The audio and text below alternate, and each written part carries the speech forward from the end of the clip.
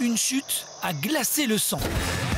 Des loopings à renverser le cœur et des vrilles à vous retourner la tête. Bienvenue à Port Aventura.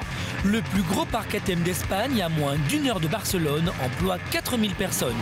Créé avec l'aide d'Universal Studios, le parc est aujourd'hui entre les mains d'une grande banque nationale. Depuis 14 ans, c'est la destination numéro 1 des Espagnols.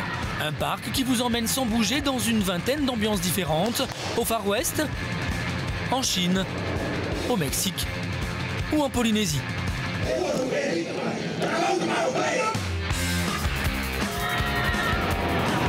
Depuis 3 mois, le parc est fermé. Plus un bruit, pas le moindre visiteur, mais aujourd'hui, c'est la réouverture. Comment cette grosse machine va-t-elle démarrer sa rentrée? Les attractions seront-elles toutes opérationnelles dès le premier jour? Les équipes seront-elles prêtes à temps? Il est 9 h.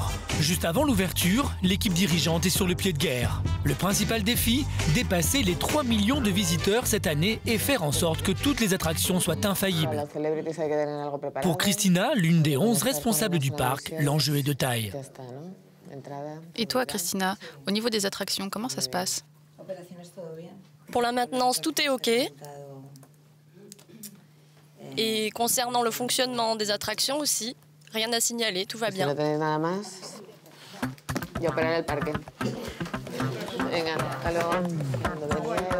C'est le début de la saison, tout doit être prêt pour ne pas décevoir les premiers clients. Nous allons au parc. Hola. Ce matin, sa mission, c'est de vérifier elle-même si les 32 attractions fonctionnent correctement. Mon travail est la gestion du bureau au parc et après lire toutes les réclamations des clients au parc. Il y en a beaucoup? Oui. Pendant ce temps, à l'autre bout du parc, la tension est à son apogée dans le centre de contrôle. Les équipes de sécurité ouvrent les portes de Port Aventura à distance. T'éteins la lumière? Strictement interdit au public, ce QG est le centre névralgique. Électricité, alarme, attraction, c'est d'ici que tout est contrôlé grâce aux 150 caméras de surveillance. Nous retrouvons Christina à l'entrée. Elle doit canaliser la foule et éviter les bousculades. Pour cela, elle agit progressivement et n'ouvre qu'une partie du parc. Pas de temps à perdre, il est 10 h passées. Il faut maintenant ouvrir le quartier chinois où la maintenance des manèges se termine. Nous sommes déjà à la Chine. C'est aussi fermé parce qu'on ouvre à 10 h 30, dans 5 minutes. Grâce à son oreillette, Christina est reliée en permanence à tous les responsables du parc. C'est le moment le plus tendu de la journée. Il me manque la confirmation de la Chine du Dragon Khan. Et quand elle m'appelle, on va ouvrir la barrière.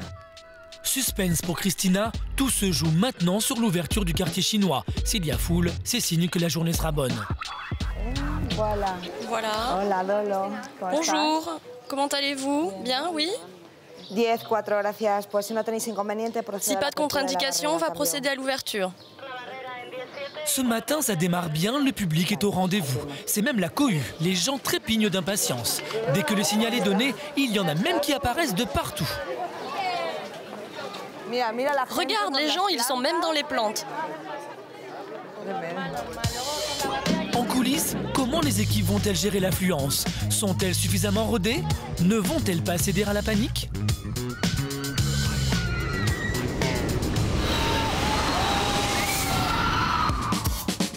Direction la planète Disney à Paris. Avec ses 15 millions de visiteurs annuels, Euro Disney fait office de mastodonte dans l'univers des parcs en Europe. Au niveau planétaire, c'est un véritable empire. La petite souris a mis son empreinte partout.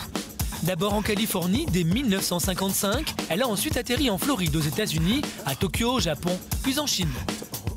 Pour l'Europe, c'est Paris qui a été choisi et ces dernières années, le parc est devenu la destination touristique numéro 1.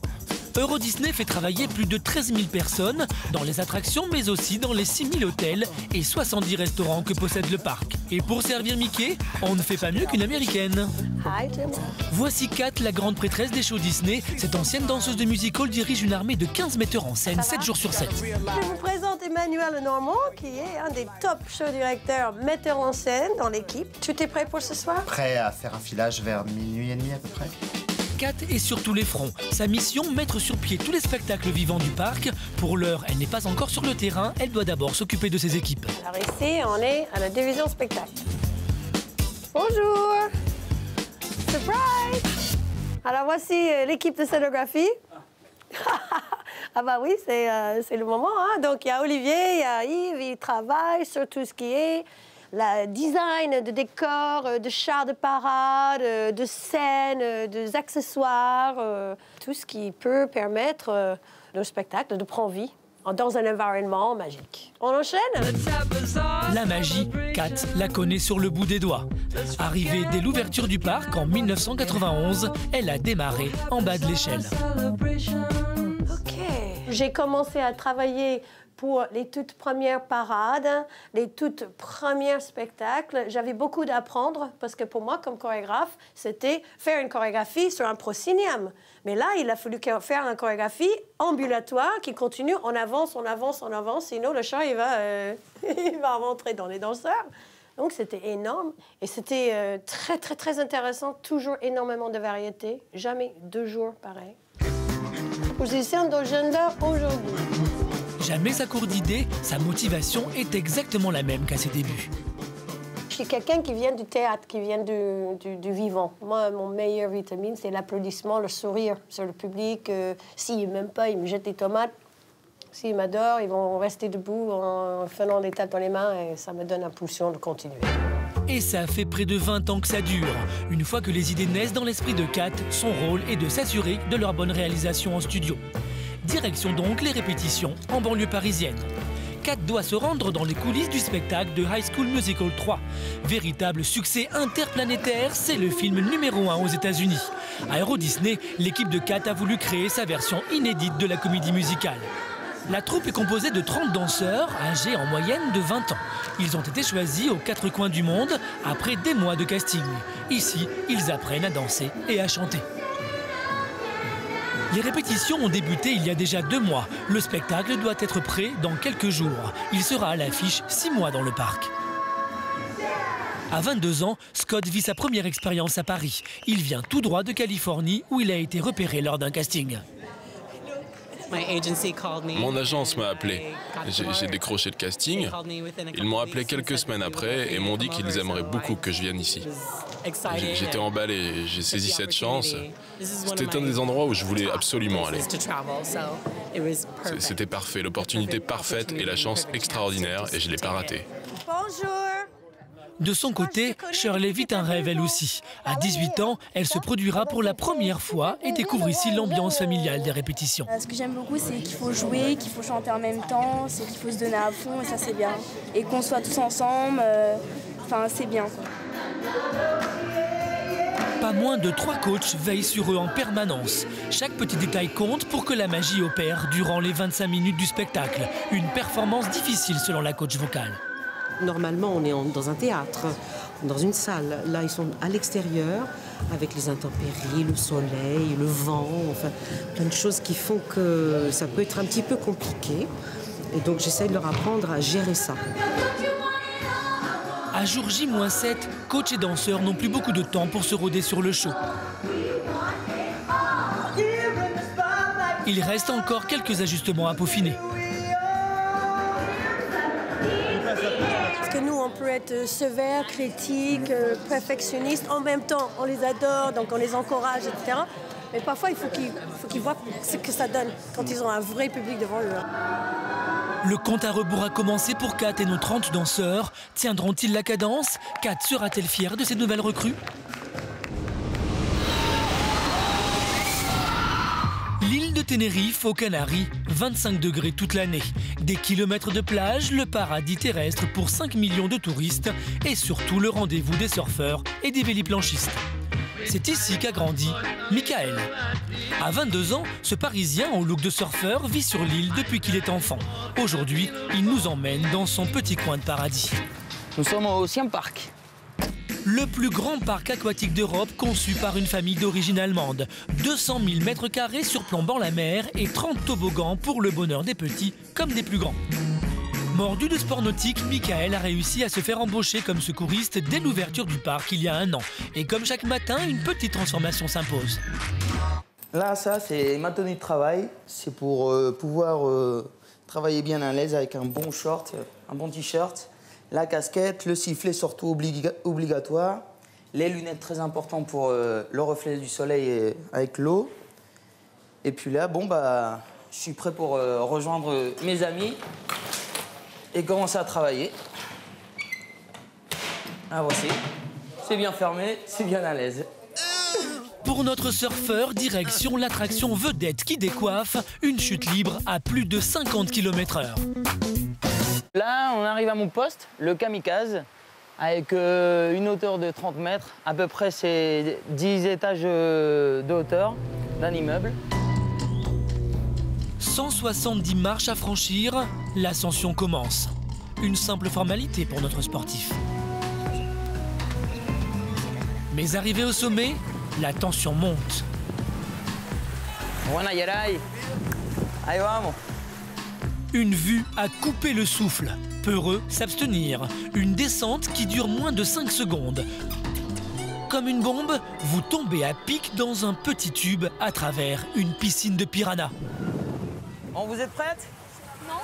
Non, bah, je vais vous rappeler les normes. Donc, la position des bras comme ça croisés, les jambes bien croisées. Surtout, évitez de lever la tête dans le tube, d'accord? C'est la première fois que vous le faites? Ouais. Première fois. J'ai peur. J'ai déjà fait au sol élastique, mais ça me fait encore plus peur. Appréciez la vue, regardez la vue. Non, mais justement, c'est la vue qui me fait peur. Pose les jambes. Let's go! Derrière elle, voici Florent et Thomas, 2 surfeurs venus tout droit de Biarritz. C'est la première fois? Oui, première fois ici. Et la première fois à l'attraction? Oui. Et comment on se sent? Je sais pas, on va essayer, je te dirai après. Ouais, c'est la première fois là, ça fait bizarre. Allez.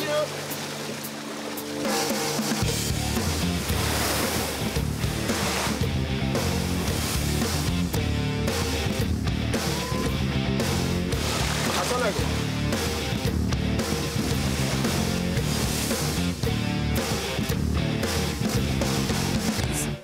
Bonne sensation, très rapide, c'est tout ce que je peux te dire. Ouais, on est là la journée donc on va le refaire carrément. C'est trop bien, ça va trop vite.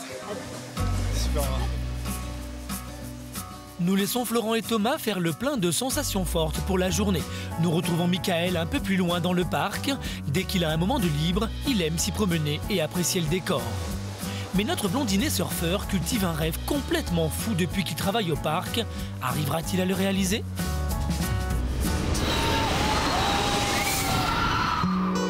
Direction le Jura, à l'est de la France. C'est dans le petit village reculé d'Arbois, au milieu des vignobles, qu'a choisi de s'installer Fabrice. Bonjour, bienvenue dans mon atelier. À 42 ans, Fabrice est un des rares sculpteurs français à travailler pour les parcs d'attractions. Il s'exporte dans le monde entier. Sa spécialité, les décors monumentaux en béton. Ici, en exclusivité, Fabrice peaufine sa dernière œuvre. Ça, c'est une maquette de travail qui va faire, dans sa vraie grandeur, 16 mètres de haut. C'est à peu près 5 étages, un immeuble de 5 étages. La mission de Fabrice, construire 3 rochers gigantesques pour un nouveau Grand 8 à Europa Park, le plus grand parc d'attractions en Allemagne. Un chantier pharaonique dont il est responsable, mais rien n'effraie notre Géo Trouve-Tout qui a plus d'un outil dans son sac. Qu'est-ce qu'on a là-dedans? On a vraiment des tournevis. Ça, ce sont des taloches américaines. On a un nombre incalculable de brosses de différents types. Une truelle japonaise en bois. Pas souvent qu'on voit une taloche en bois. Fabrice vit 7 jours sur 7 pour son projet qu'il a commencé il y a maintenant 6 mois. Il passe très peu de temps chez lui. Alors que ses employés sont en repos, Fabrice, lui, n'a pas une minute à perdre. On est dimanche. Je suis venu juste aujourd'hui prendre quelques affaires et voilà, je m'installe quelques heures avec mon ordinateur sur cette table. Je n'ai même pas de bureau ici finalement. Car Fabrice est sollicité aux 4 coins de la planète. C'est des travaux qui ont été réalisés à Dubaï. Ce sera un des plus grands parcs à thème du monde. Et c'est sur une superficie qui aurait la taille de Singapour. C'est gigantesque. Des dauphins ou des girafes, plus vrais que nature. Ce sont des girafes qui sont en béton. Tout ça, c'est du faux. La navette spatiale, la Formule 1 et la moto pour Dubailand, le volcan titanesque pour Tokyo et même le fond sous-marin pour Paris. Et avec tout ça, notre homme reste modeste. Mon atelier est mondial, si vous voulez. Mon atelier, mon lieu de travail, c'est la planète. Après avoir fait le tour de la planète, c'est finalement ici, à Arbois, qu'il a choisi de poser ses valises. De passage dans la région il y a 15 ans, il est tombé sous le charme de cette ancienne tannerie et a décidé d'y faire son cocon familial. Voyager, travailler à l'étranger, travailler dans différents sites, il y a besoin de recharger ses batteries et de se poser, enfin, d'être au calme. Loin du tumulte des parcs d'attractions, Fabrice apprécie ces rares moments de sérénité. Dès demain, il retrouvera le tourbillon infernal de son chantier. Il profite des quelques moments de complicité avec Sandra, sa compagne. Il n'y a plus beaucoup de vie privée, ouais. Ça c'est assez difficile, là. Même très délicat. Je pense que là, les gens autour de moi en souffrent pas mal. Très perfectionniste, Fabrice vit pour son métier 24 heures sur 24. Je suis toujours habité par le souci de bien faire et de procurer du rêve aux gens. Ouais. Je vois que de fasciner les gens, que quand quelqu'un voit ce qu'on a réalisé et fait « waouh », ouais, ça c'est le but atteint. C'est le but à atteindre. Voilà. C'est l'heure de partir en Allemagne. Cette fois, Fabrice a pu compter sur sa femme, Sandra, pour lui préparer sa valise. Elle a même pu se libérer pour partir avec lui. Stressé, Fabrice a déjà la tête ailleurs, dans son chantier. Il sait qu'il ne peut se permettre aucun retard. Réussira-t-il à tenir les délais? Arrivera-t-il au bout de son chantier avant l'ouverture au public?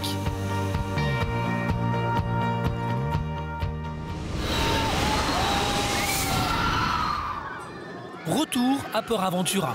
Nous avions laissé l'équipe en charge de l'ouverture. Nous retrouvons maintenant ceux qui sont responsables des 32 attractions du parc. Il est 11 h, l'affluence est importante. C'est Pitou, le superviseur de la maintenance, qui intervient sur Furious Baco, l'attraction vedette. Une montagne russe la plus rapide d'Europe. En moins de 3 secondes, elle vous propulse à 135 km/h. Ici, 3 personnes sont mobilisées en permanence. Dans la salle des commandes, Pitou vient vérifier que tout est en règle. C'est d'ici que toutes les commandes sont lancées grâce à cette console pleine de boutons. Quand il y a un problème avec le mode automatique, nous devons venir ici pour voir ce qu'il y a comme problème. Avec l'écran de contrôle, nous pouvons lire les informations et détecter ce qui ne va pas sur l'attraction. Si par exemple un des trains pose problème, la raison de la panne s'affiche ici. Même si tout est informatisé, il y a quand même un bouton d'urgence. Ça, c'est juste au cas où il y a un plus gros problème sur l'attraction. Quelque chose de bizarre. Mais normalement, on s'en sert pas. Aucune prise de risque n'est donc possible sur cette attraction qui transporte plus de 10 000 personnes par jour. Aujourd'hui encore, rien à signaler. Pitou autorise le départ.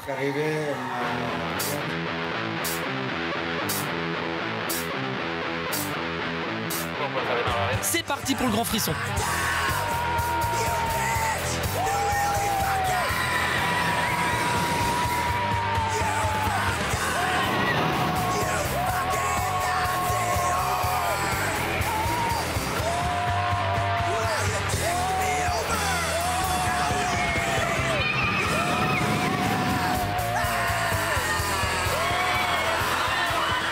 À peine arrivés, ils en redemandent. Pendant ce temps-là, à l'autre bout du parc, un autre personnage se prépare. Il s'appelle Paco. Ce trentenaire est acteur sur un des nombreux spectacles de Port Aventura. J'ai eu de la chance parce que j'ai changé beaucoup de spectacles. Jamais j'ai fait le même spectacle plus qu'un an, un an et demi, quelque chose comme ça. Alors je n'arrive pas à m'ennuyer. Paco travaille ici depuis 5 ans, mais aujourd'hui, il s'est lancé un nouveau défi. Et ça, c'est le théâtre. Il démarre une prestation où il sera pour la première fois seul en scène. Vous pouvez entrer. Hein. Direction la loge de Paco pour une petite transformation. y a un Chinois qui fait des choses avec des savons. C'est une sorte de fou qui vit dans un monde créé par lui-même. C'est une personne qui ne parle pas et qui fait que des boules de savon. C'est quelqu'un de magique. C'est bien. Paco joue le rôle d'un vieil alchimiste qui vit dans un monde de bulles. Comme c'est sa première, il a demandé l'aide d'Eduardo, son ami comédien qui connaît déjà le spectacle. Ils travaillent tous les deux et se partagent les représentations. Comment s'est passée la matinée? Bien. Le savon était meilleur, mais ça a été un peu laborieux à la piscine. Alors on a dû rajouter du savon. Pour Paco, l'heure est à la détente.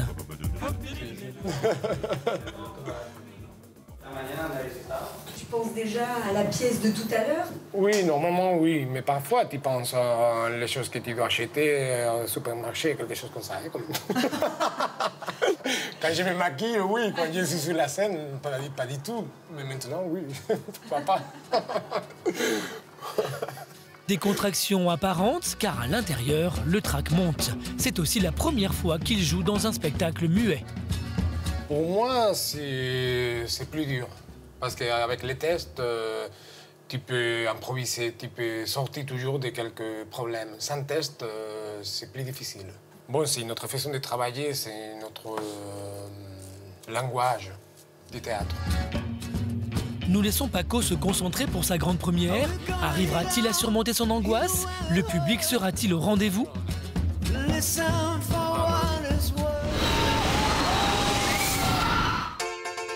Retour à Paris. Nous avions laissé Kat en pleine répétition. Nous la retrouvons au cœur de la capitale. Bienvenue à la butte aux Cailles, bienvenue dans mon voisinage. C'est ici qu'elle recharge ses batteries dès qu'elle le peut entre deux spectacles. Ce matin, c'est relâche pour elle avant d'affronter la folie du parc ce soir. On va arriver devant mon restaurant préféré. Ah, voilà, et il est dehors, il m'attend. Ni hao. Et là, c'est son restaurant chinois préféré, qui est à ses habitudes chez la plupart des commerçants de son quartier. Bye. Après 20 ans de vie parisienne, elle se sent maintenant quasiment française. Je suis une Américaine en premier. Et par le cœur, je suis bien français. J'adore cette langue, j'adore cette culture, j'adore le pain, le fromage, le vin, les fruits. Comme Josephine Baker a dit, j'ai deux amours, mon pays et Paris. Et voilà, je crois que je vais garder ça. Mais Kat a aussi eu un troisième amour, son mari français. Celui pour qui elle a choisi de tout quitter pour venir s'installer ici. Viens dans le salon. Vous êtes chez moi. Un appartement rempli de souvenirs dans lequel elle vit avec ses deux filles. On va aller à la chambre verte. C'est la chambre verte parce que c'est l'entrée des artistes. Alors, vous pouvez suivre. Bienvenue dans le musée de Kat. Vous avez encore d'autres histoires de ma famille, de moi, de les enfants petits, de la vie belle de la carrière d'artiste. Toujours photos qui sont en noir et blanc où je suis en train de répéter avec des artistes de Kat à Paris. Vous voyez, il a même un coup de chat et tout. On est en train de faire des premières séries de répétitions pour créer ce spectacle en France. À chaque époque, sa photo et son anecdote. Il y a tellement. Et même si elle s'est vite intégrée, le choc des cultures a été instantané. Là-bas, j'étais confortable, je parlais la langue, je connaissais les routes de bus, j'étais quand même une city girl, voilà. Je suis arrivée à Paris, les règles changent, le métro est différente. La langue, c'était très challenging pour moi au début. Mais peu importe, pour Kat, elle s'adapte. Tous les matins, on dit « OK, aujourd'hui, je parle français ». Donc, je commençais avec « Bonjour ». Merci, madame. Excusez-moi de vous déranger. Je voudrais acheter une baguette. Merci, madame. Au revoir. Ouf, j'arrête. OK, là, c'est bon. Qu'est-ce que je fais après? Et petit à petit, tous les jours, c'était un peu plus de phrases, un peu plus de phrases. Je suis pas toujours super blindée en français, mais je crois que les gens comprennent ce que je veux dire. Ça aussi, c'est sympa. C'est chez moi, c'est chez Mickey. Nous laissons Kat à ses souvenirs. Pendant ce temps-là, dans le parc, les attractions font le plein, notamment la petite dernière, la Tour de la Terreur. Une histoire à tomber de haut pour Laurent qui la connaît d'ailleurs sur le bout des doigts. Qu'est-ce qui s'est passé dans cet hôtel, allez-vous me demander? Eh bien, le 31 octobre 1939, la soirée d'Halloween, tout le gratin d'Hollywood était là et il devait monter au 13e étage pour avoir une petite soirée. Malheureusement, à 8h05 précisément, un éclair a frappé l'hôtel et les ascenseurs ont disparu. Et le plus problématique, c'est que 5 personnes étaient dans cet ascenseur et ces 5 personnes ont disparu. Quand on monte au 3e étage, comme on le sait bien, tout ce qui monte doit forcément redescendre. Mais il faut être quand même bien accroché parce que dans la 4e dimension, tout peut arriver. Aujourd'hui, Sabrina et Nadia, sa maman, ont décidé de tenter l'aventure pour la première fois. Comment vous sentez là? On va monter dans l'ascenseur? Moi, cool. Moi, j'ai chaud. Je suis pas très bien là. La tension monte dans la file d'attente. Nadia n'a plus l'air trop décidée.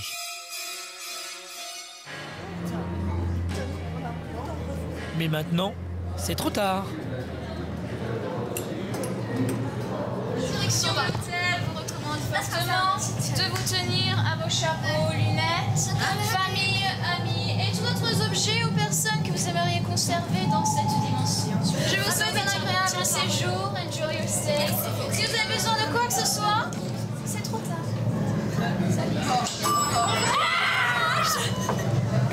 Vous êtes les passagers d'un des ascenseurs les plus stupéfiants qui soient.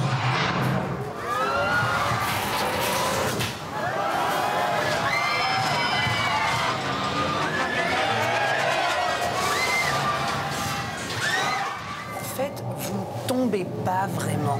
Vous êtes tiré plus vite que la gravité. Si cet ascenseur tombait réellement, il ne tomberait pas aussi vite. C'est totalement pas naturel. Quelques secondes plus tard, nous retrouvons Nadia. Ça fait quoi comme sensation? Et puis, on voit le jour pendant un moment dehors. Je me vois pas comme ça. Ouais, un petit peu agrandi. Oui, mais je peux pas. J'ai le cœur qui soulève. Nous laissons Sabrina et sa maman à leurs émotions. La nuit est tombée sur le parc. Même s'il est fermé au public, certains continuent de travailler, et notamment Kat. On va dehors, devant Star Trader, Space Mountain et Videopolis, pour voir l'emplacement de soucoupe volant de Stitch. Vous entendez une musique, la disco nous attend. Kat va découvrir la mise en place d'un nouveau show. Les costumes et la nouvelle chorégraphie seront-ils suffisamment à son goût?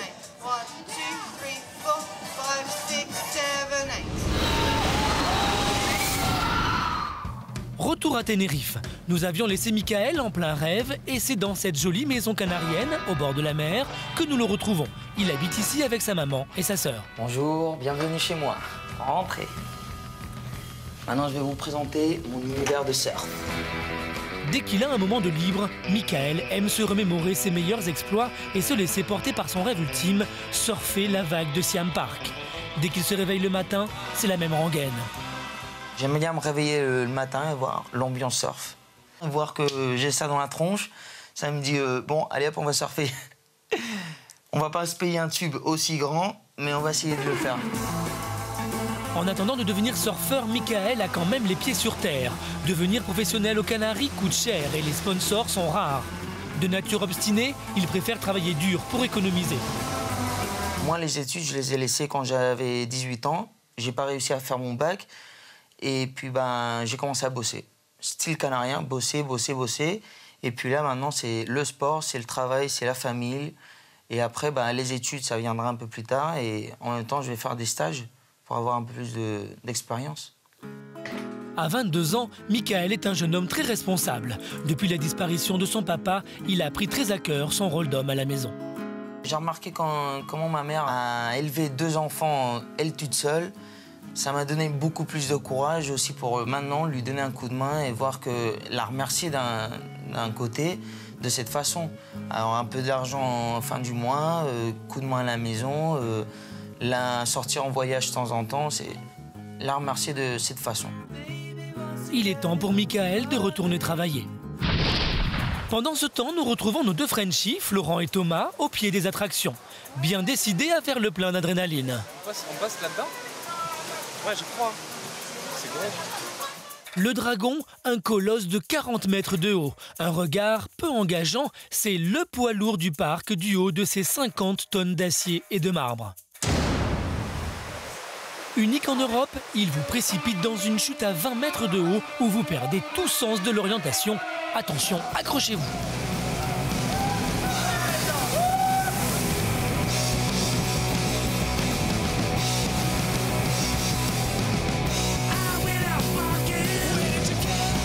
Alors, déboussolé notre petit français? Génial celui-là. Excellent. On monte très haut, on descend très bas. On continue? Balai. Aurait-il perdu la parole? C'est pire que ça, ils en redemandent. Déterminés à tout faire avant la fin de la journée, les voilà déjà en route pour de nouvelles sensations fortes. Avec toutes ces attractions, difficile de s'ennuyer.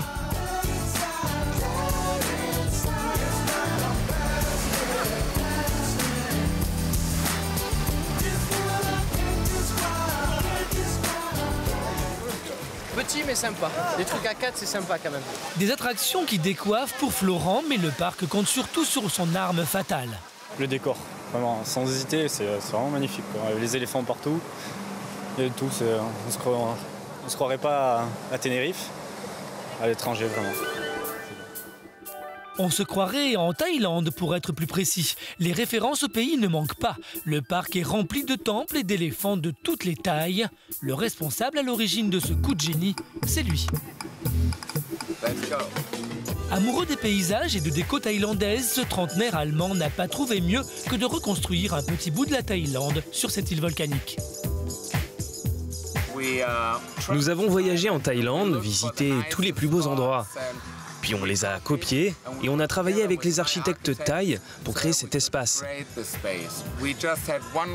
On avait juste une restriction de la famille royale de Thaïlande qui nous a dit « Nous sommes ravis que vous fassiez ce parc, mais nous ne voulons aucun temple, pagode ou image de Bouddha. » Christophe a totalement respecté la demande de la famille royale thaïlandaise. Ne cherchez pas, vous ne trouverez ici aucun signe religieux. Ok, nous voici au marché flottant. Pour réaliser son marché flottant à la perfection, Christophe a voulu embaucher 11 charpentiers thaïlandais. Et le plus dur a été de les faire venir. C'était dur de les avoir. Au début, ils ne voulaient pas venir. J'ai essayé de négocier avec eux. Je leur ai demandé « Pourquoi vous ne voulez pas venir ?» Ils m'ont répondu « Il n'y a pas de riz. » Ils avaient peur qu'il n'y ait pas de jasmine, le riz traditionnel. On leur a promis qu'on leur fournirait ce riz-là et leur propre nourriture. Et ils ont dit « Ok, s'il y a du riz, on vient. »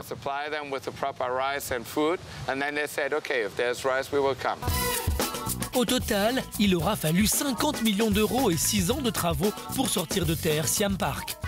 Mais Christophe ne s'est pas arrêté là. N'ayant que des plages de sable noir sur l'île, il a voulu créer l'unique plage de sable blanc. Nous avons 5000 mètres cubes de sable blanc venant de l'Algarve au Portugal. Pour nous, c'était important d'avoir ce sable qui coule vite dans l'eau. On ne voulait pas de sable qui rendait l'eau trouble, laiteuse, qui flottait à la surface. Donc on a trouvé un sable lourd. Et comme Christophe a la folie des grandeurs, il a fait en plus construire la vague artificielle la plus haute du monde. Un rouleau de 3 mètres qui fait rêver Michael, le surfeur acharné. Pouvoir surfer cette vague, c'est vraiment un rêve. C'est vraiment un grand rêve. Dans quelques instants, Michael fera chauffer ses abdos et tourner les têtes pour accéder à son rêve.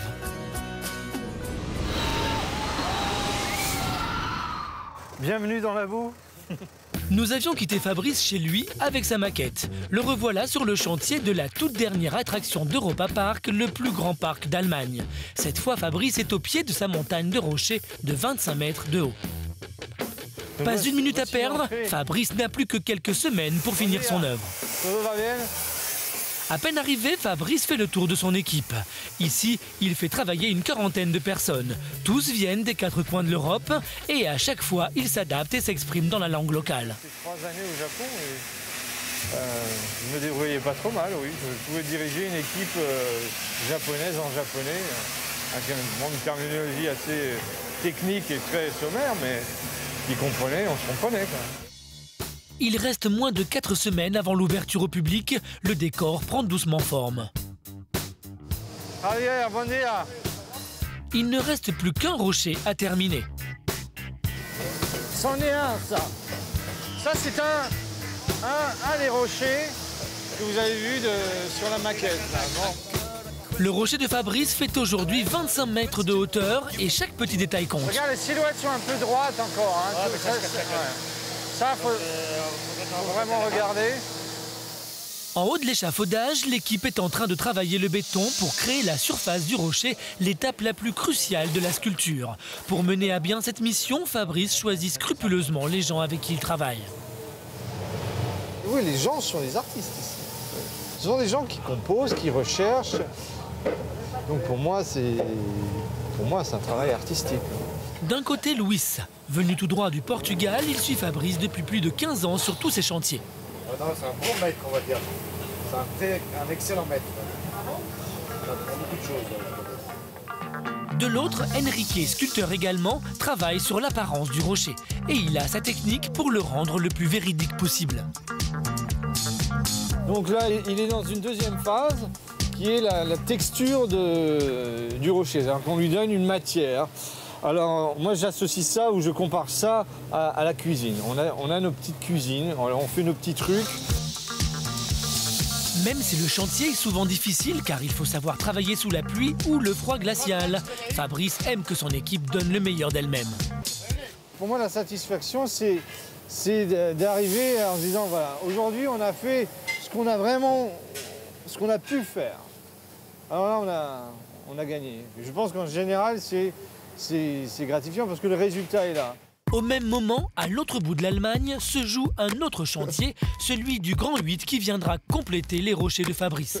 En pleine forêt bavaroise, c'est ici que la famille Mack, propriétaire du parc, fabrique ses propres attractions. C'est Michael, le fils de 30 ans, qui est aux manettes. À jour J-30, l'usine s'affaire. Les rails qui sont fabriqués à la main ont déjà été assemblés dans le parc. Mais il reste encore une pièce très importante à finir. En ce moment, ils assemblent les ceintures de sécurité et les harnais pour le nouveau Grand 8. Quand ce sera terminé, probablement dans une semaine, il y a déjà 3 trains qui sont prêts pour les clients et 2 autres trains qui sont en cours de fabrication en ce moment. Et nous devons les avoir terminés à la fin du mois. Les délais sont très courts. Avec le décor imaginé par Fabrice, Michael a voulu faire un gros coup, des sièges ultra futuristes. Vous pouvez voir ici notre grande nouveauté. Ça consiste à aller dans un looping, mais sans harnais. Enfin si, il y a un harnais, mais il ne vous prend pas par les épaules. Mais la révolution ne s'arrête pas là. En plus du son et de l'image, Michael a eu une idée encore plus folle. La surprise est dans ce tout petit boîtier. D'abord, vous n'avez pas seulement de l'audio et de la vidéo sur cette attraction. On a aussi ajouté un appareil qui mesure les pulsations cardiaques. Donc quand vous êtes sur l'attraction et que vous serrez les manettes, vous pouvez voir un affichage de vos propres pulsations. C'est une nouveauté mondiale et on espère que les gens aimeront. En tout cas, nous, on pense que c'est une super invention qui amusera vraiment les clients. Pour Michael, c'est sûr, la sensation sera au rendez-vous. Il ne reste plus qu'à lancer l'attraction. Mais Michael, comme Fabrice, seront-ils prêts à temps? La bataille n'est pas tout à fait finie et il y a une ligne droite à fournir, un petit sprint à fournir.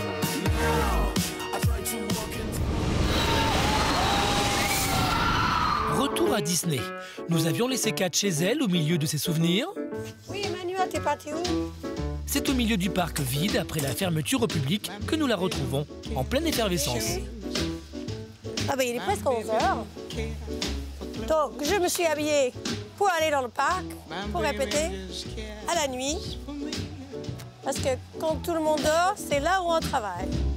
Toute la nuit, Kat va suivre les dernières répétitions de 2 spectacles phares de la fête de Mickey, avant la grande première quelques jours plus tard. En coulisses, on s'active, le décompte a déjà commencé. Perruques, costumes, maquillage, tout est imaginé sur le thème de la 4e dimension. Je suis habillé en, je sais pas comment définir le costume, une sorte de guerrier galactique, je le définirais comme ça. En fait, on est des otages de l'air de l'espace. Donc on vient d'une planète inconnue. Je sais pas en quelle matière c'est, mais en tout cas ça tient chaud, c'est saillant, ça prend les formes. Voilà, 5 minutes pour tout le monde, filage, pas de retard s'il vous plaît.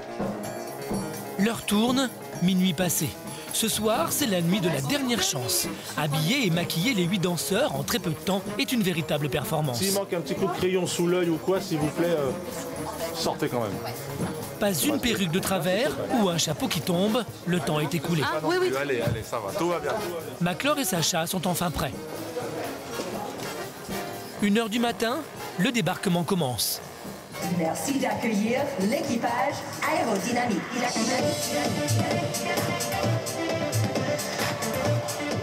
Kat est dans l'ambiance.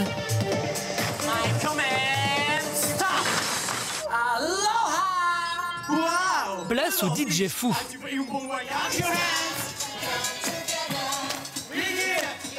De son côté, le chorégraphe ne laisse rien passer.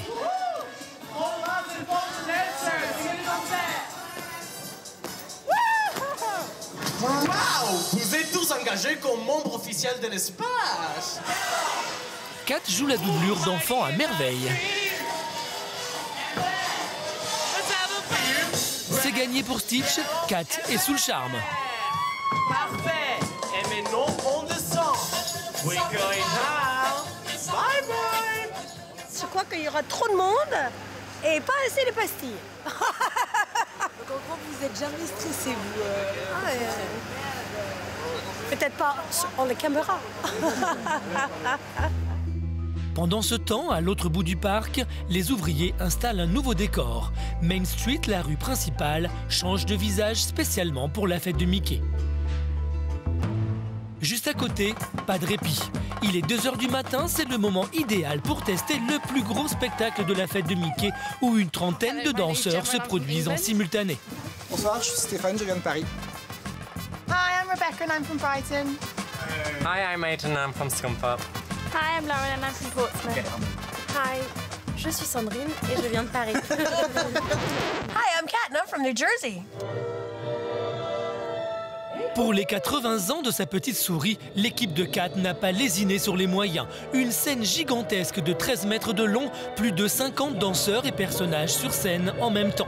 Et pour sa souris fétiche, un costume de lumière en satin blanc, incrusté de centaines de LED.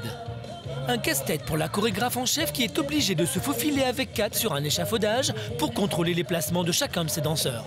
C'est une première. Et franchement, c'était intéressant de travailler de cette manière-là, en fait, afin que tous les visiteurs puissent regarder où qu'ils soient situés. Et c'est un autre travail. Et ça n'a jamais été fait dans tous les spectacles jusqu'ici. Peut-être au Stade de France, mais pas ici. Mais il semble que tout ne soit pas tout à fait prêt. Tu décides si c'est devant, c'est côté, et il commence de là, et après, tu vois. À jour J-4, verdict pour ces dames. Bien, franchement bien. Il y a encore des choses à mettre en place, c'est certain.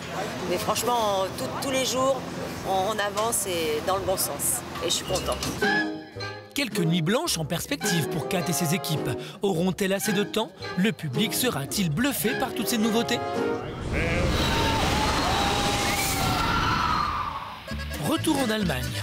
On avait quitté Fabrice, les pieds dans la boue. On le retrouve au sec, en famille, dans la petite maison louée le temps du chantier. Plus les missions sont longues, plus on peut s'installer et peut-être emmener sa famille pour un long terme dans un pays ou dans un autre endroit, oui. Très bien, bonne journée. Mais aujourd'hui, pas le temps de se poser avec sa famille, Fabrice est déjà rappelé à l'ordre. Des essais vont avoir lieu sur le nouveau Grand 8. Fabrice doit s'y rendre sur le champ. Direction Europa Park, l'inauguration approche. Après 9 mois de travaux, un nouveau quartier est né dans le parc, l'Islande. Et l'attraction principale, c'est le nouveau Grand 8 avec le décor de Fabrice. Le chef d'orchestre de ce grand barnum, c'est lui, Roland Mack. Cet Allemand à la bouille joviale est à la tête d'Europa Park. À la veille de l'inauguration, c'est avec une certaine excitation qu'il vient en personne superviser les essais de son dernier jouet. Oui, c'est le dernier vraiment. Un bébé très grand. Mais on est très content comment ça passe. La construction est formidable, l'atmosphère du tout quartier est incroyable et c'est plus que j'avais attendu. C'est l'accélération, ça c'est l'accélération.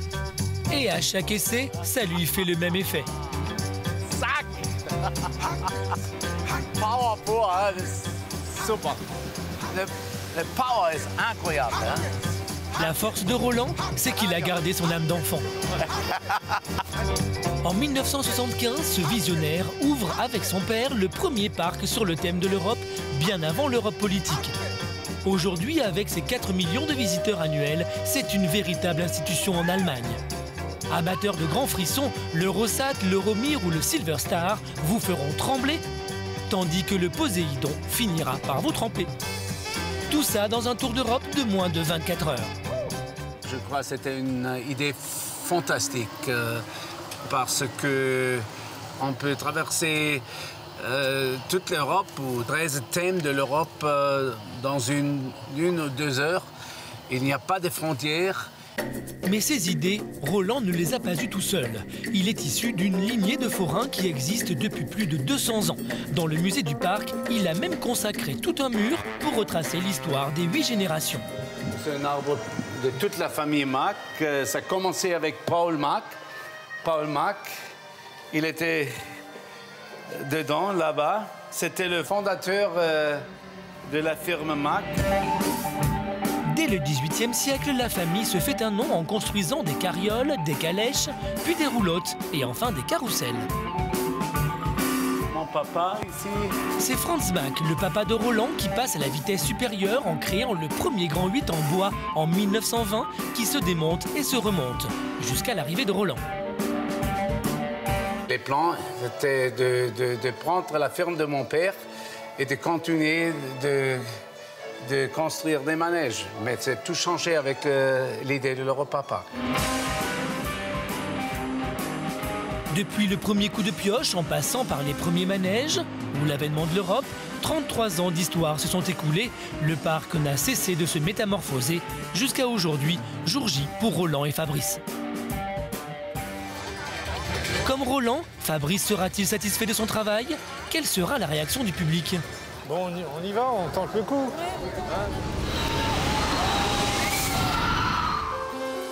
Retour en Espagne, à Port Aventura, à bord d'une des navettes de Dragon Khan, l'une des attractions phares. Prêt à affronter 8 loopings?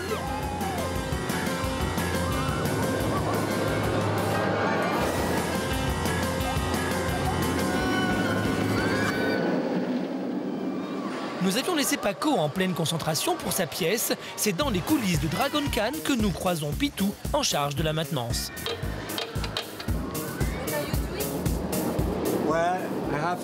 Je dois tester les roues et tout le wagon. Ça, c'est un travail qu'on doit faire tous les jours. On vérifie que les roues sont bien accrochées à la navette et aux rails. En plus des roues, Pitou doit aussi vérifier manuellement chaque harnais de sécurité de l'attraction. Ici, c'est un système mécanique. Bon, là, on a du mal à entendre parce que le train fonctionne. On ferme le harnais.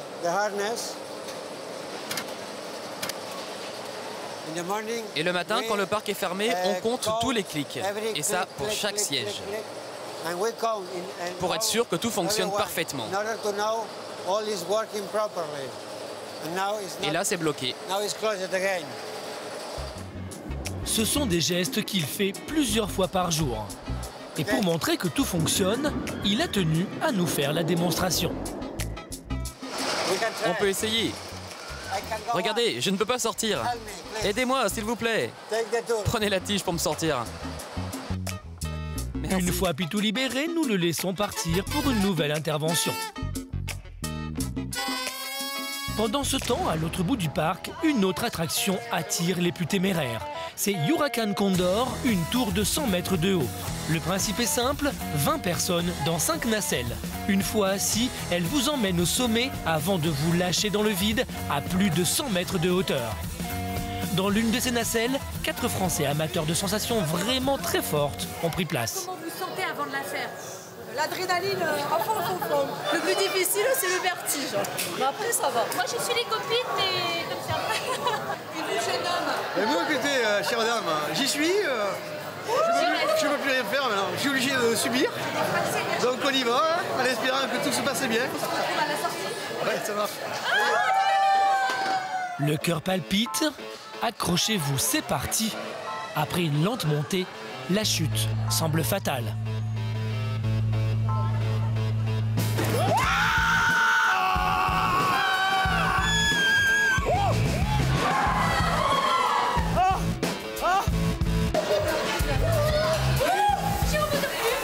Secondes plus tard, retour sur Terre pour les parents de ces petits Français qui sont bel et bien retombés dans l'enfance. En fait, on n'a pas le temps de ressentir les choses, c'est ça le truc. Parce que ça part d'un coup et vous avez vraiment tout qui remonte. Super, il faut y aller. Après avoir fait le plein d'adrénaline, place au calme apparent du théâtre chinois.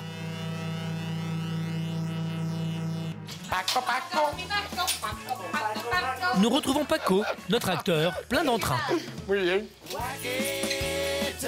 Et regardez, ça c'est la scène. Prêt pour la première de sa pièce de théâtre, dans quelques minutes, les spectateurs vont prendre place dans la salle.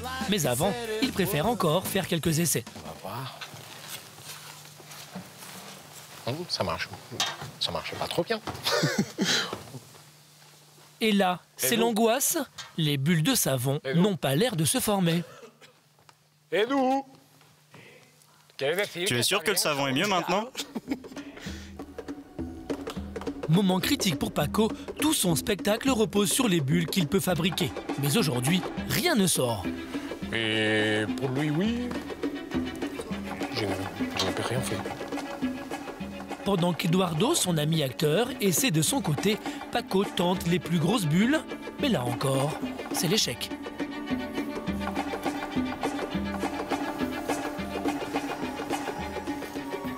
Regarde, Edu.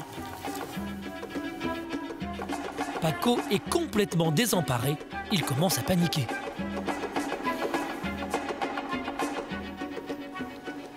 Edu, si c'est comme ça, je ne le fais pas. Je ne veux pas me planter. Visiblement, le mélange de savon ne fonctionne pas.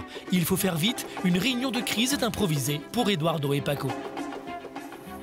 Oh, c'est quoi ça? Qu'est-ce que tu fais là? On va y aller à la loge, on parle. D'accord? Paco est prêt à jeter l'éponge à quelques minutes de la pièce. Va-t-il perdre son sang-froid? Son spectacle va-t-il se solder par un bide?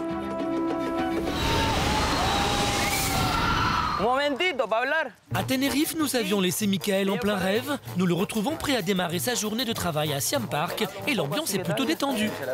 À la blague, ok. Il est 9h, le parc est encore fermé au public, mais Michael et les autres secouristes ont déjà du pain sur la planche. On va commencer à organiser la plage pour le nettoyage, la préparation pour les clients. Tout doit être nickel, tout doit être bien préparé. Travailler à la plage est essentiel pour Michael. Il peut ainsi caresser l'espoir de réaliser son rêve, celui de surfer un jour cette vague de 3 mètres. Et comme un bon représentant, il trouve toujours les bons arguments pour convaincre. Donc ici on voit la plage avec à peu près 200-300 relax pour beaucoup de monde. C'est comme une vraie plage. Comme être à la mer, mais sans les inconvénients. Ouais, sans les inconvénients des courants, ni méduses, ni problème pour si des gens ont peur des fonds marins. Ici, c'est très comme une plage naturelle, mais artificielle en réalité. Michael ne recule jamais devant l'effort. Il intervient sur toutes les tâches. Moi, mon travail, je l'adore. Et je veux vraiment que ça aille très bien dans le parc. Donc, à chaque chose, c'est comme dans la maison, je dois faire tout, c'est un plus. De toute façon, je veux savoir quelle est mon limite. Si je peux en faire plus, ben, j'en profite, j'en fais plus. Michael en fait toujours plus. Et ça marche. Il y a 2 ans, il a participé à la construction du parc. À la fin des travaux, étant l'un des plus travailleurs, les responsables de Siam Park lui ont proposé de devenir secouriste. Il a tout de suite accepté, pensant immédiatement au rêve qu'il pourrait réaliser. D'avoir participé à la construction du parc et voir que, bon, on a un parc aquatique presque thématique, un des plus importants de l'Europe, ça me donne envie de continuer dans ce parc-là. Et pouvoir surfer cette vague, c'est vraiment un rêve. C'est vraiment un grand rêve, une illusion que je maintiens, ça fait 2 ans. Et que si j'arrive à la surfer, c'est un rêve de plus. C'est comme aller à Biarritz, mais bon, en miniature. Et la fameuse vague, la voici. Un rouleau fabriqué artificiellement. Elle draine 11 millions de litres d'eau importés directement de la mer par tuyaux géants. Des tuyaux qui aboutissent ici, en coulisses, pour faire fonctionner une machine ultra perfectionnée. Donc là, on est dans le cœur de la piscine de vagues. Ça, c'est le secret de la formation des vagues artificielles. Un système qui n'a aucun secret pour Michael, comme pour Isaac. Hola, buenos días, ¿cómo estamos? Je vous présente Isaac, le monsieur de machine. Hola. Bueno, el sistema de lo que es la máquina de olas es muy complejo, es muy fácil de entender. Le système de la machine à vagues est très simple à comprendre. A través de unas bombas verticales que podemos pasar por aquí a verlas. Ce système est unique grâce à une pompe verticale qu'on peut aller voir ici. Cette pompe verticale est reliée à un souterrain où il y a de l'eau. Elle aspire l'eau et remplit les réservoirs qui sont là. Tout ce mur-là, ce sont des réservoirs d'eau. 10 énormes réservoirs d'eau fabriquent en permanence une quarantaine de vagues différentes. Ici, c'est la partie supérieure de la machine à vagues. Là, ce sont les cuves qu'on remplit d'eau et c'est ça qui produit la vague. Les vagues commencent à 50 cm et vont jusqu'à 3 mètres de haut. Il y a 6 hauteurs de vagues. Plus les vagues sont hautes, plus le degré de vigilance est important pour Michael. C'est un des postes stressants qui demande une attention de chaque instant. Mais encore une fois, pour notre sauveteur à la plastique sans pareil, c'est une simple formalité. On saute de l'eau. Il ne faut pas hésiter, il faut sauter et c'est clair, c'est comme ça. On est entraîné pour ça, on n'y pense pas. Quelques minutes avant de réaliser son exploit, dans son sprint infernal, notre surfeur arrive encore à faire tourner les têtes et chavirer les cœurs. Surtout qu'il jure pour l'instant être célibataire. C'est le moment de vérité. Sous le regard médusé de ses admiratrices, Michael réussira-t-il ce nouveau défi? Sera-t-il à la hauteur de cette vague dont il a tant rêvé?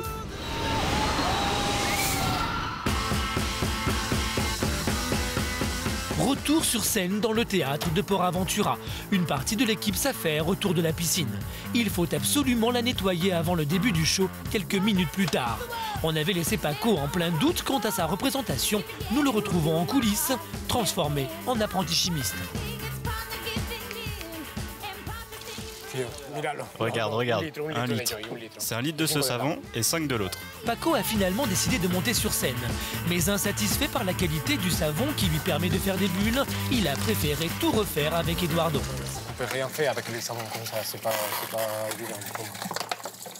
2 litres d'eau pour 1 dose de savon. Paco suit scrupuleusement la recette. Plus le mélange est précis, plus il a de chances de réussir. C'est vraiment stressant, vraiment. Plus que quelques secondes avant le verdict. C'est pas moi le spectacle, c'est ça. Si ça ne marche pas, parce que tu penses tout le monde vient pour voir un spectacle de boules de savon, tu vois. S'il n'y a pas de boules. Mais bon, ça ira. Paco tente d'être confiant. C'est maintenant le moment de vérité.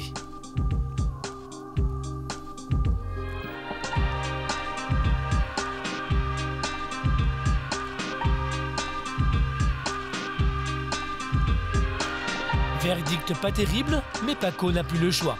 Dans l'obscurité, le public a déjà pris place. Paco est très vigilant.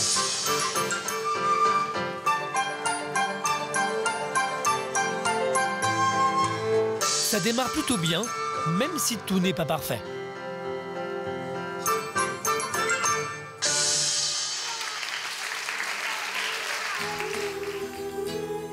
Au fur et à mesure du spectacle, Paco reprend confiance en lui.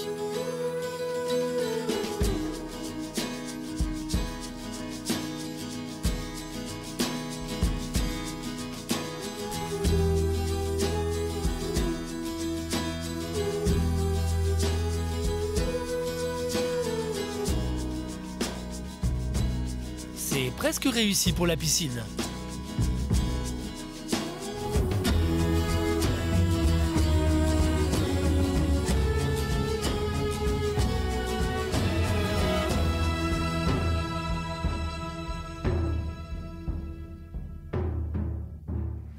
Bilan mitigé, mais beaucoup moins catastrophique qu'il ne le craignait. Pas trop content parce que c'est pas mal du tout, mais bon, c'est pas très bien non plus, tu vois. C'est comme ça, mais bon, ça y est. Par un moment, j'ai peur dans le spectacle parce que j'ai commencé à faire des choses, tu as vu, et ça ne sort pas, et non, c'est pas prêt, s'il vous plaît. Et bon, ça y est. Heureusement pour Paco, le public lui a sauvé la mise. Quand tu fais quelque chose, le public, il te donne les cadeaux de l'applaudissement, ça c'est bien, ça te fait sentir un peu plus sûr, tu vois. Paco passe quand même la première étape avec brio, celle du public. Il lui reste encore toute la saison pour se perfectionner et être à l'aise dans ce nouveau show.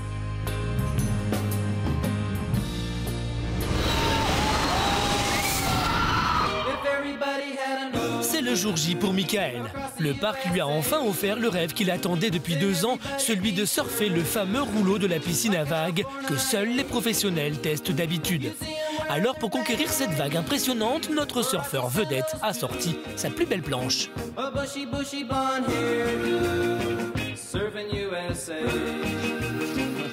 Enfin un de mes rêves. C'est-à-dire, ça fait longtemps que j'attendais cette chance. Donc allons voir si c'est vraiment une bonne vague pour surfer ou c'est de la niaiserie. On va voir. Michael bouillonne, ça fait si longtemps qu'il attend. Un peu angoissé parce que bon, c'est la première fois aussi que je vais pouvoir essayer bien cette vague à l'aise, sans de stress par mes chefs. Et deuxièmement, je suis vraiment très nerveux aussi. Là, j'ai les nerfs qui éclatent. Notre surfeur des mers redoute l'eau douce de la piscine. Alors il prend un soin particulier à préparer sa planche.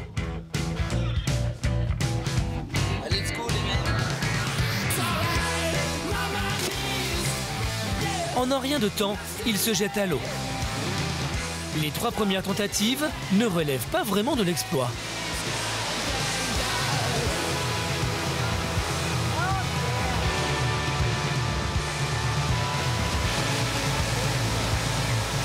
Michael n'y croit plus.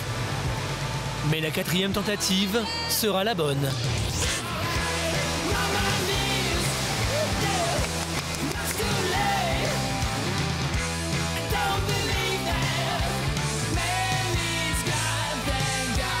Heureux d'avoir réalisé ton rêve. Ouais, à l'aise là.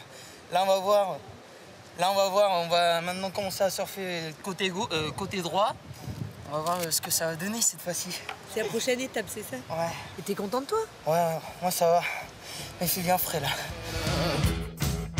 La vague à peine domptée, c'est un Michael insatiable qui remonte sur sa planche, bien déterminé à en surfer beaucoup d'autres.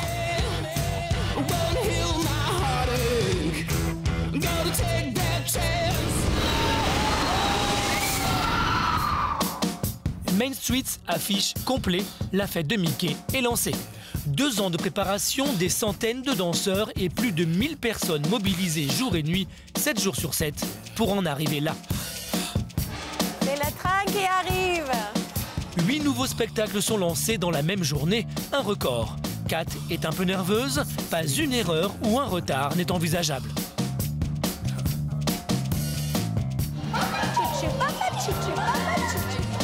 Kat s'accorde un peu de répit avant la folie de ce soir. Je suis très chanceux de travailler dans un énorme décor.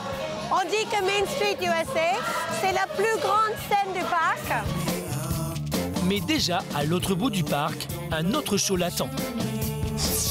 Bravo, vous tous, vous êtes vraiment formidables!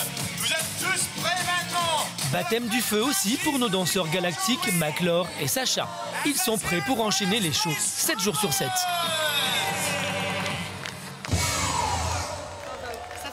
C'est un soulagement rempli de plein de différentes émotions. C'est un mélange d'adrénaline, d'euphorie parce qu'on a répété pendant un bon mois et demi Donc on a le sentiment que c'est un travail qui aboutit sur quelque chose de concret. Et puis le plaisir de voir les gens, parce que ça n'a rien à voir quand on est en répète, on n'a pas de public pour réagir. Et ça change tout, le fait de pouvoir voir les enfants sourire, danser. Non, franchement, c'est un réel plaisir. La mécanique semble fonctionner. Le public a l'air plutôt emballé, Kate aussi d'ailleurs. Il n'y a pas que les enfants qui apprécient la petite souris. Il y a aussi les people, comédiens, chanteurs ou candidats de télé-réalité, tous étaient au rendez-vous.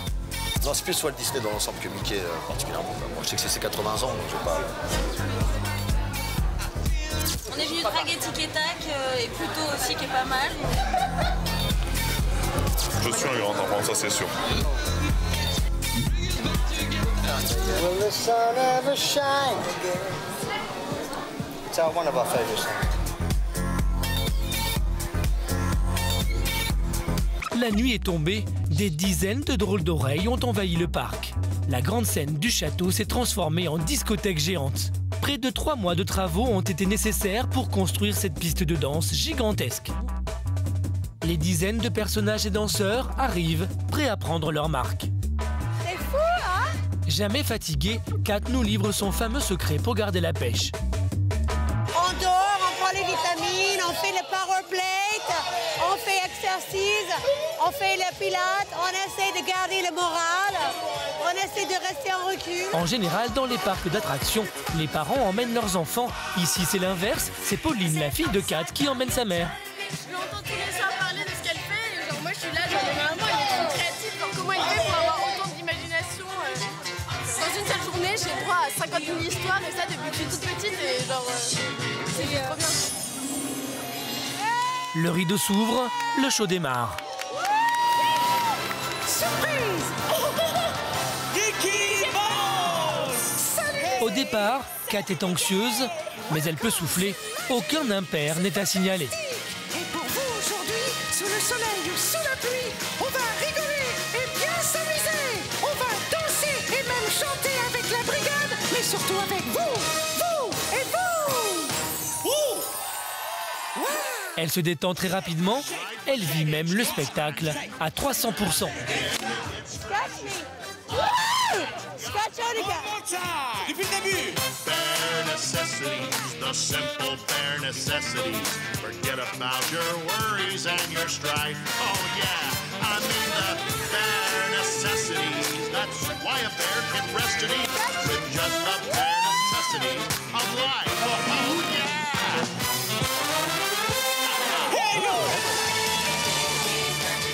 Rien n'est trop beau pour impressionner. Des centaines de feux d'artifice, plus de 50 costumes fabriqués pour l'occasion et des milliers d'euros dépensés. Pour le grand final, le parc n'a reculé devant aucun sacrifice.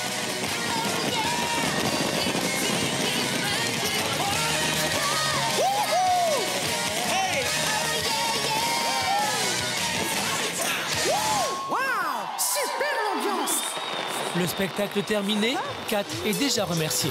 Merci. Merci de me joindre à nous. Merci d'avoir fait confiance. Conquise, Pauline a elle aussi attrapé le virus. Moi, c'était la fête, c'est ce qui était dit partout. Et pour moi, on a bien dansé, on a cru que c'était assez bien. Donc vraiment, pour nous, c'était bien, non? Incroyable. Et le Mickey danse. De son côté, Kat n'est jamais critique, mais toujours emballée. C'est la magie, c'est toujours la magie de Mickey, donc c'est sa fête, alors pourquoi ce serait pas magique? Même si c'est une professionnelle, pour Kat, c'est un soulagement. 18 mois de travail s'achèvent, mais dans sa tête, elle a déjà, c'est sûr, l'esprit hanté par de nouveaux spectacles.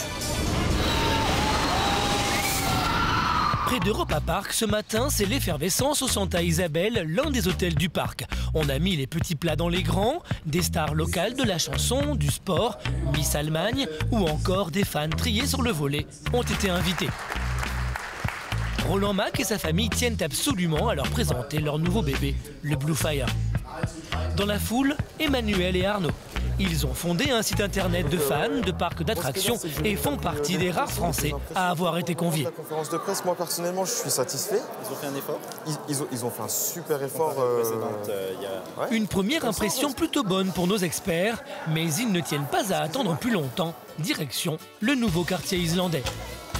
Un peu troublé le fait d'arriver ici, là, dans le quartier, c'est tout nouveau pour moi aussi. Hein. En fait, quand on est habitué à venir dans ce parc, on connaît tous les quartiers au bout d'un moment. Mais là, ici, c'est la première fois qu'on vient. Donc du coup, c'est comme une nouvelle naissance, donc c'est assez touchant. Un privilège énorme pour Emmanuel, qui en est presque ému. Plus excité qu'Emmanuel, c'est Roland Mack, le propriétaire du parc. Il veut être le premier à monter dans l'attraction. Et il prend place en première ligne, avec le sourire et la bénédiction du prêtre.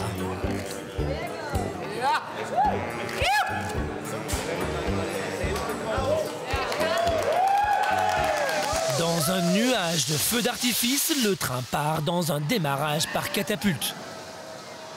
En un rien de temps, la première navette se retrouve avec la tête à l'envers, à 40 mètres de hauteur. Là, ça va être bien. Ils vont passer juste là. Fabrice, le sculpteur, est là lui aussi. C'est la première fois qu'il revient depuis qu'il a terminé son chantier. Bon, voilà, ça c'est le... Passez dans votre enrochement, alors ça y est, ça passe. Ça passe. Aujourd'hui, Fabrice jubile. On en profite, hein, c'est une satisfaction, quand même. C'est un peu pour ça qu'on se bat, c'est pour ces moments-là, hein, pour créer... Finalement, on crée du plaisir, c'est loin d'être idiot. Plutôt content de son coup, il n'en reste pas moins modeste. On a quand même l'impression que les gens s'amusent, non? Et pour aller jusqu'au bout de ses sensations, Fabrice a décidé pour la première fois de monter dans l'attraction. En plus, il a une idée fixe. Je veux être devant. Autant qu'à faire, autant être devant. Pourquoi? On ne fait pas les choses à moitié chez nous. Hein. Juste derrière lui, nous retrouvons Arnaud et Emmanuel dans la même navette. Envie d'y aller là, stressé, puis en même temps, on a envie que ça parte. Là, on est devant, là. Je fais des photos. Enthousiaste, Fabrice en oublie même les rudiments de sécurité. En route pour 60 secondes d'adrénaline. On est fou, là. Là, on est fou.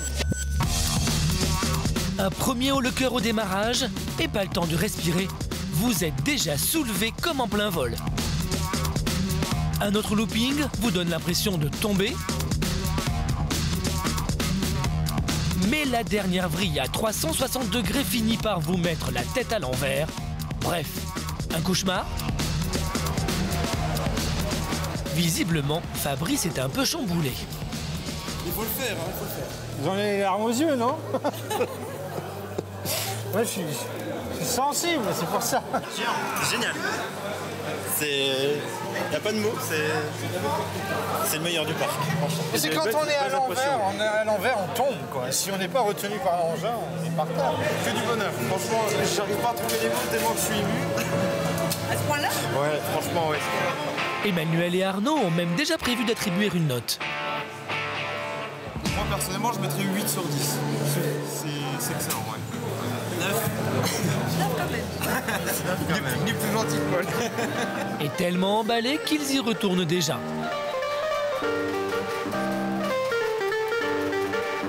Pendant ce temps-là, Fabrice tombe nez à nez avec Roland Mack. Ah, alors, bonjour, merci pour votre travail, très bien. Et c'était très dur pour travailler parce que l'hiver était très fort et vous avez travaillé toujours. Merci pour ça. Un projet terminé, mais d'autres sont en train de voir le jour pour Fabrice. Il est déjà reparti sur d'autres sculptures gigantesques. Prochaine étape, une destination inconnue. Créer du rêve, entretenir la magie est un enjeu quotidien pour Paco, Michael, Kat ou encore Fabrice. Des intervenants incontournables des parcs d'attractions qui sont tous restés d'éternels grands enfants.